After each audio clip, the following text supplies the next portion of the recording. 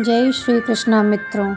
आइए आज के अध्याय में हम पुरुषोत्तम मास के 10वें अध्याय की कथा को श्रवण करेंगे।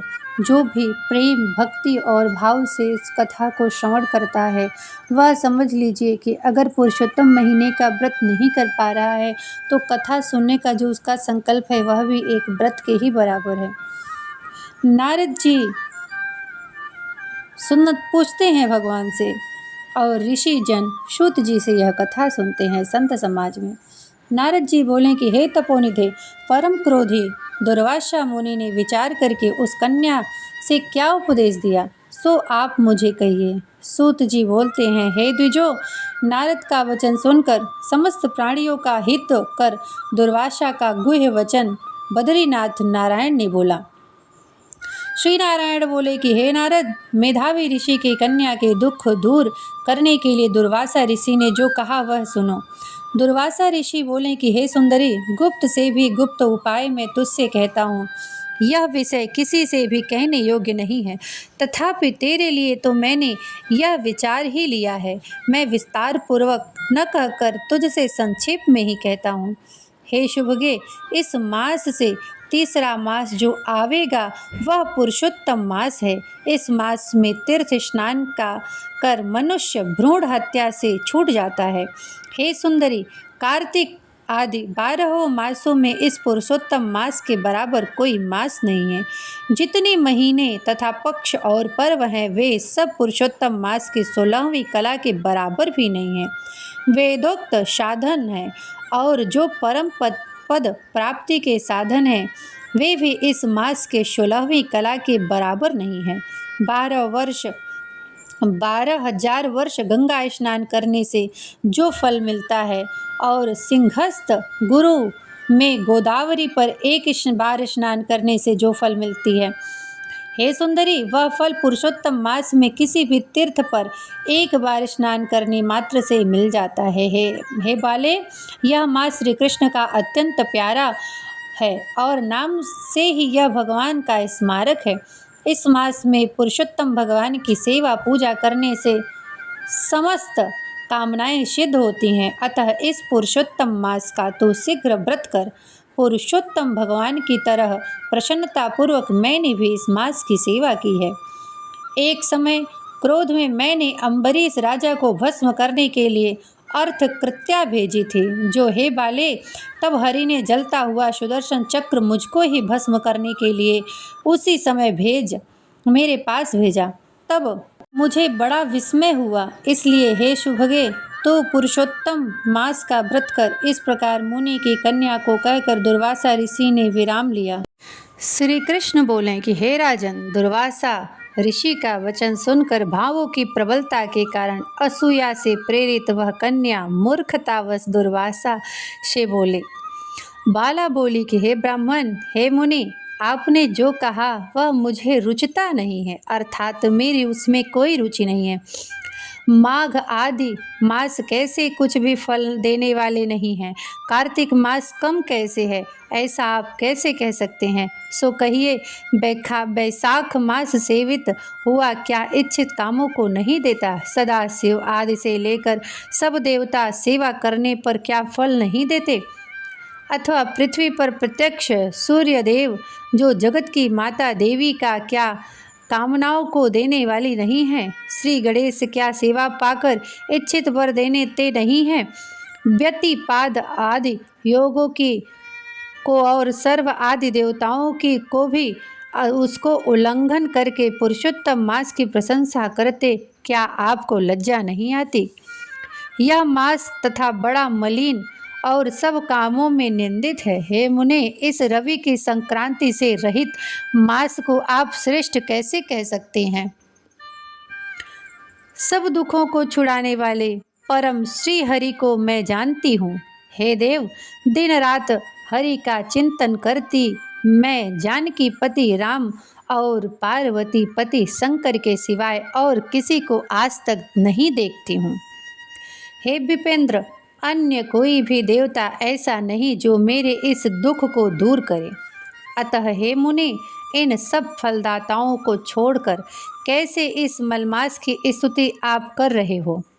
इस प्रकार ब्राह्मण कन्या का कहा हुआ सुनकर दुर्वासा मुनि शरीर से एकदम ज्वालायमान हो गए और नेत्र क्रोध से लाल हो गया।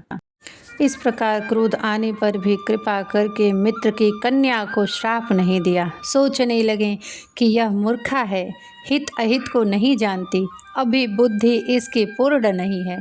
पुरुषोत्तम मास के महात्म्य का विद्वानों को भी नहीं पता होता है, तो यह थोड़ी बुद्धि वाली पुरुष और विशेष करके कुमारियों को तो हो ही कहाँ सकता है। यह कुमारी कन्या माता पिता से रहित दुखाग्नि से जलती हुई अतः अति उग्र मेरे श्राप को कैसे सहन कर सकती है। इस प्रकार सोचकर कृपा से मन में उठे क्रोध को शांत किया और स्वस्थ होकर दुर्वासा मुनि उस अति विहल कन्या से बोले। दुर्वासा बोले, हे मित्र पुत्री, तेरे ऊपर कुछ भी क्रोध नहीं है। हे निर्भाग्ये, जो तेरे मन में आवे वैसा ही कर। हे बाले, और कुछ भविष्य कहता हूँ सुन। पुरुषोत्तम मास का तूने अनादर किया है, उसका फल तुझे अवश्य मिलेगा, इस जन्म में मिले अथवा दूसरे जन्म में मिले। अब मैं नर नारायण के आश्रम में जाऊंगा। तेरा पिता मेरा मित्र था, इसलिए मैंने आपको श्राप नहीं दिया। तो बाल भाव के कारण अपने शुभाशुभ तथा हित को नहीं जानते। शुभाशुभ भविष्य की कोई टाल नहीं सकता। अच्छा, हमारा बहुत समय व्यतीत हो गया, अब हम जाते हैं, तेरा कल्याण हो। श्री कृष्ण बोले। ऐसा कहकर परम महाक्रोधी दुर्वासा मुनि शीघ्र चले गए। दुर्वासा ऋषि के जाते ही पुरुषोत्तम की उपेक्षा करने के कारण कन्या निष्पाप हो गई। तदनंतर बहुत देर तक कन्या ने सोच विचार कर यह निश्चय किया कि देवताओं के भी देवता तत्काल फल देने वाले पार्वती पति शिव की तप द्वारा आराधना करूंगी। हे निप, मेधावी ऋषि की मन से इस प्रकार निश्चय करके अपने आश्रम में ही रहकर भगवान शंकर के कठिन तप करने को तत्पर हो गई। सूत जी बोले, बहुत फलों के दाता लक्ष्मीपति को और वैसे ही सावित्रीपति ब्रह्म को छोड़कर एवं दुर्वासा के प्रबल वचन की निंदा कर वह ऋषि कन्या अपने आश्रम में ही अंधक को मारने वाले शंकर जी के सेवा में तत्पर हो गई। वह कन्या शंकर जी की आराधना में लीन हो गई और उन्हीं की पूजा पाठ में अपना समय व्यतीत करने लगी और उन्हीं को प्रसन्न करने का प्रयास करने लगी।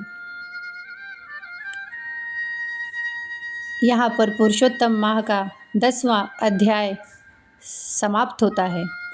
अच्युतं केशवं राम नारायणं कृष्ण दामोदरं वासुदेवं हरि श्रीधरं माधवं गोपिकावल्लभं जानकीनायकं रामचन्द्रं भजे।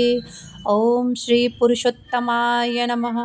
ओम श्री कृष्णार्पणमस्तु। इस प्रकार भगवान का नाम जप करना चाहिए। पाठ के बाद में भगवान को मिश्री मखाने का भोग लगाना चाहिए। इस महीने में भगवान को मखाना, मालपुआ आदि का भोग लगा सकते हैं। और आज गंगा दशहरा है, तो मैं आज वीडियो बना रही हूँ, इसलिए गंगा दशहरा की आप सभी को हार्दिक शुभकामनाएं।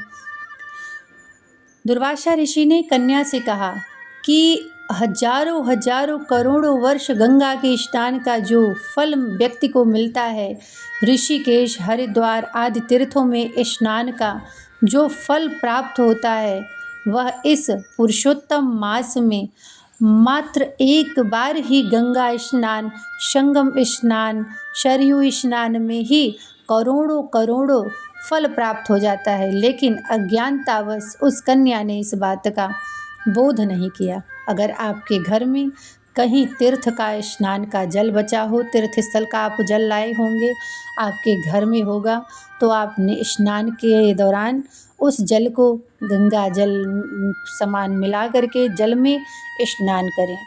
यह कार्य आप नित्य करें। आप गंगा के घाट पे नहीं जा सकते तो अपने घर में ही गंगा जल डाल करके स्नान करें और भगवान विष्णु के ओम नमो भगवते वासुदेवाय इस नाम का निरंतर जाप करें। बोले सच्चिदानंद भगवान की।